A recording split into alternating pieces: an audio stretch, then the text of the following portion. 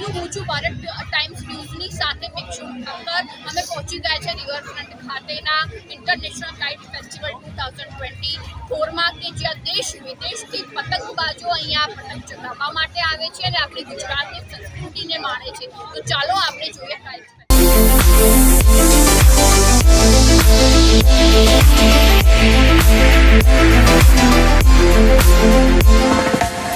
Kite ફેસ્ટિવલમાં કેટલાક foreigners પણ આ ઉત્તરાયણની મજા માણવા માટે આવ્યા છે. તો તે કેવું ફીલ કરી રહ્યા છે તે આપણે સીધા જાણીશું. America. It's your first time Fourth time in India. First time in Gujarat. in Gujarat. First time. It feels amazing. This is a beautiful city. Yes. Which country? America. You are to America. Yes, ma'am. Okay, how do you feel? Awesome. I love it here. Gorgeous You weather so like far. the kite festival? It's beautiful. It's so different than what we have in America. Yeah. कहाँ से आए हो आप? मुंबई महाराष्ट्र. अच्छा, first time आए हो यहाँ yes yes first time. पे? कैसा लगा काइट फेस्टिवल? बहुत अमेजिंग. एक्चुअली मुंबई में क्रेज है लोहरी का just one day before kite festival.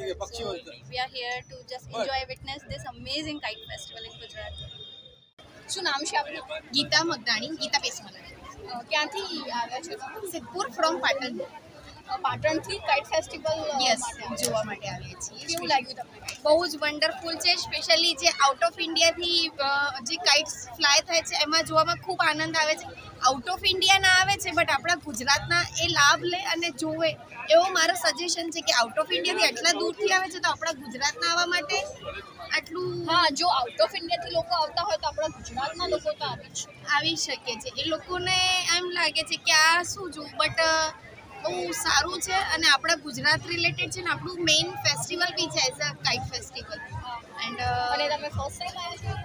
Yes, હું ફર્સ્ટ ટાઈમ આવી છું અને એના પછી બી મને બહુ બેસ્ટ લાગ્યું એટલે સજેસ્ટ કરીશ કે આવવું જોઈએ. ગુજરાત ટુરિઝમ દ્વારા જે ઇન્ટરનેશનલ કાઇટ ફેસ્ટિવલનું આયોજન કરવામાં આવ્યું છે તેમાં આપણે જોયું કે અલગ અલગ રાજ્યોના અને અલગ અલગ દેશોના બધા જ લોકો આ કાઇટ ફેસ્ટિવલને એન્જોય કરવા માટે આવી રહ્યા છે અને તેના કારણે આપણે ગુજરાતની સંસ્કૃતિને પણ નિહાળી રહ્યા છીએ. તો આવી જ નવી માહિતીને જાણવા માટે ફોલો કરો ભારત ટાઈમ્સ ન્યૂઝ.